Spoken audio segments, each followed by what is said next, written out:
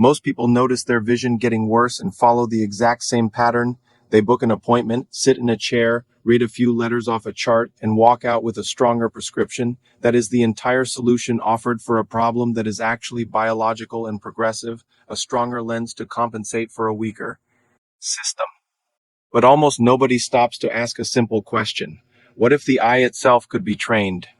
What if the decline you are experiencing is not just inevitable aging, but partially the result of disuse? Because your eyes are not passive organs. They are surrounded by muscles, real muscles that respond to stress, adapt to demand, and weaken when they are not used. And here is what most people are never told. In modern life, those muscles are operating at a fraction of their potential. Screens, phones, books, dashboards all demand the same narrow range of movement and focus. Over time, the system adapts to that limitation. Muscles shorten, coordination declines, and your ability to shift focus naturally begins to fade. This is not a sudden failure. It is a slow adaptation to a restricted environment, and the system you trust with your health does not correct this because it is not designed to. It is designed to manage symptoms, not restore function. That is why you keep coming back for stronger lenses instead of stronger eyes. But once you understand how the eye actually works, you realize something important. This is not a fixed system. It is a trainable one. And the difference between decline and improvement is not luck. It is whether you choose to use it fully or allow it to weaken over time. To understand why this matters, you need to understand how your eyes actually function at a mechanical level. Each eye is controlled by 6 external muscles, known as extraocular muscles. These muscles move your eye in every direction, left, right, up, down, and even rotation. The medial and lateral rectus muscles handle horizontal movement, pulling the eye inward and outward. The superior and inferior rectus move the eye vertically, while the oblique muscles control rotation, stabilizing your vision when your head tilts. Every time you shift your gaze, all of these muscles work together in precise coordination. But that is only half the system. Inside the eye, there is another critical muscle called the ciliary muscle. This muscle controls the shape of your lens, allowing you to focus on objects at different distances. When it contracts, the lens becomes rounder for near vision. When it relaxes, the lens flattens for distance. This constant adjustment is called accommodation. On top of that, you have muscles controlling your pupil, adjusting how much light enters your eye. Altogether, you are working with at least 16 muscles across both eyes. 16 muscles that can be trained, strengthened, or neglected. Now think about how you use them daily. Most of your visual activity happens in a very narrow range.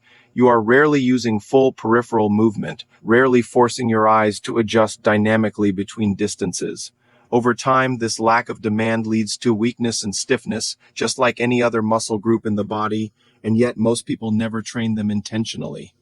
Even once. This is where the biggest myth in vision improvement appears. The idea that one simple exercise can fix everything. You see it everywhere. Do this one movement and your eyesight improves instantly. It sounds appealing, but it is physiologically impossible. Improving vision is not about one muscle or one motion. It is about coordination across an entire system. Imagine trying to become a concert pianist by training only one finger. It does not work. Vision is no different. It requires multiple muscles working together across different planes of movement.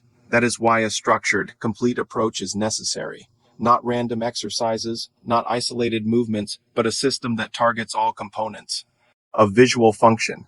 This includes the external muscles, the internal focusing system, and the supporting tissues.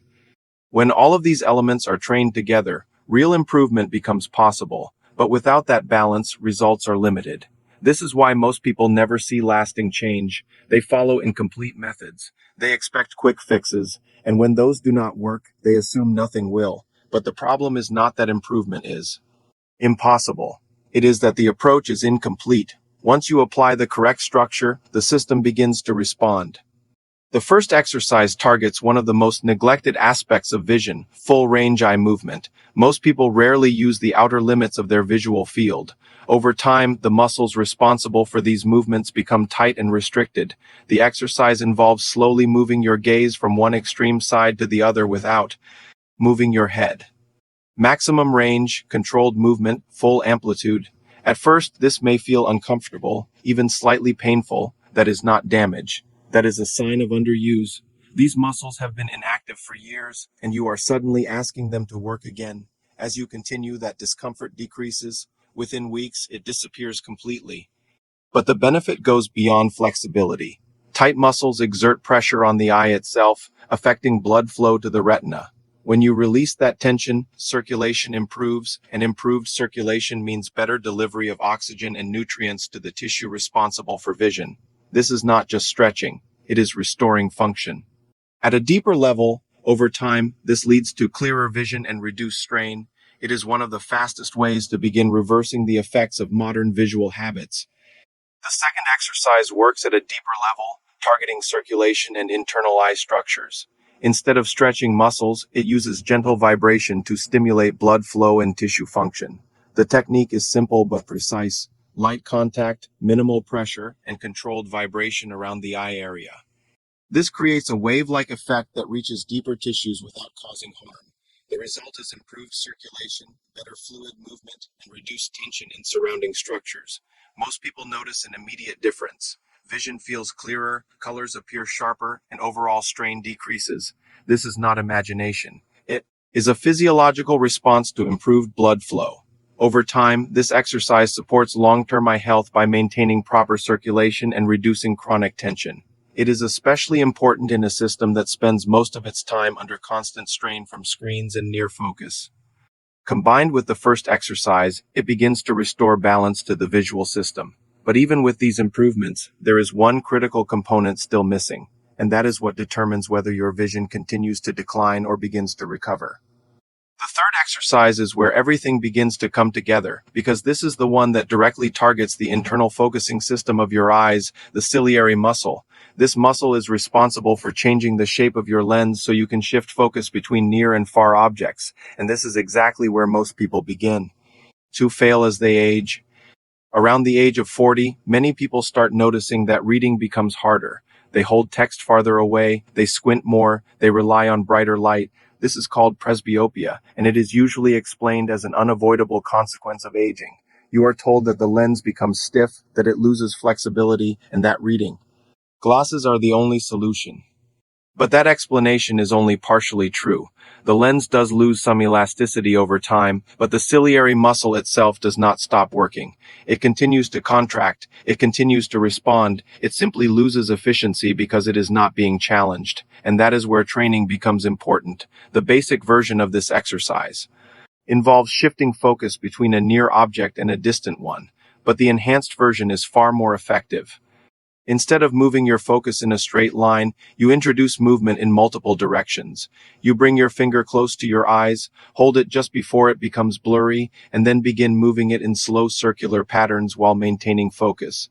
This forces your ciliary muscle to adapt continuously, not just to distance, but to spatial variation. It is a far more complex stimulus, and your system responds accordingly. Over time, this improves your ability to maintain focus, reduces strain, and slows the progression of near vision decline. Now here is the part most people fail, not because they do not understand the exercises, but because they do not maintain consistency. The truth is simple. These exercises take only a few minutes, but without consistency, they produce almost no result. And this is where most people quit. They try it for a few days, maybe a week, and then forget. Not because it is difficult, but because it is not integrated into their routine. That is why the most effective strategy is not motivation, it is structure. You do not rely on remembering. You attach the habit to something you already do every day. This is called anchor linking. You connect the exercise to a daily trigger that is already automatic. For example, every time you wait for your coffee to brew, every time your computer starts up, every time you are in an elevator, these moments already exist. They require no additional effort, you simply use them.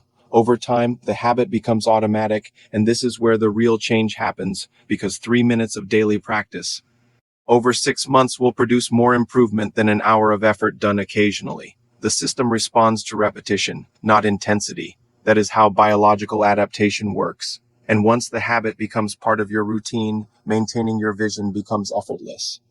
But there is something else that most people completely overlook, and ignoring it limits their results no matter how consistent they are. Exercise alone is not enough if the system you are working with is nutritionally depleted. Your body cannot adapt without the right raw materials. And when it comes to vision, one of the most important factors is vitamin D. This is one of the most common deficiencies, especially in people who spend most of their time indoors. Vitamin D plays a direct role in retinal function, supporting the cells responsible for detecting light. Low levels are associated with increased risk of visual decline, including conditions like macular degeneration. And yet, most people never check it. They focus on exercises, but ignore the internal environment that supports those exercises. This is like trying to build strength without proper nutrition. The result is limited. The solution is simple. Get your levels tested. If they are low, correct them. This is not just about your eyes. It impacts your immune system, your bone health, your cardiovascular system, and even your mood. But in the context of vision, it provides the foundation that allows your system to respond to training. Without it, progress slows. With it, improvement becomes much more efficient. Now let's address something that rarely gets discussed but has a real impact on your vision, your liver. At first, this connection may seem unrelated, but when you look at the body as a system, it becomes clear. The liver is responsible for processing toxins, regulating metabolism, and maintaining the internal environment in which all your organs function. When it is overloaded, everything else is affected, and one of the earliest visible signs of liver dysfunction appears in the eyes. The whites of the eyes begin to yellow, a condition known as sclera lictoris. This is not theory, it is a standard clinical observation, and it reflects a deeper connection between liver function and eye health. Now consider what damages the liver most in modern life: fried foods, processed meats, and chemically altered products. These introduce toxins that the liver must process continuously.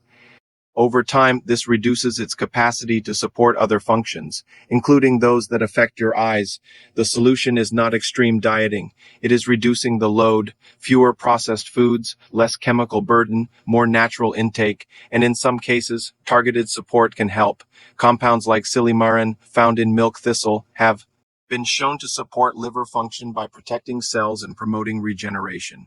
This is not a shortcut. It is support for a system that is already working hard. When you improve liver function, you improve the environment in which your eyes operate. Everything now comes together into a single, clear system. 3 exercises, a few minutes a day, and a set of supporting habits that allow your body to respond. Full range eye movement to restore flexibility and blood flow.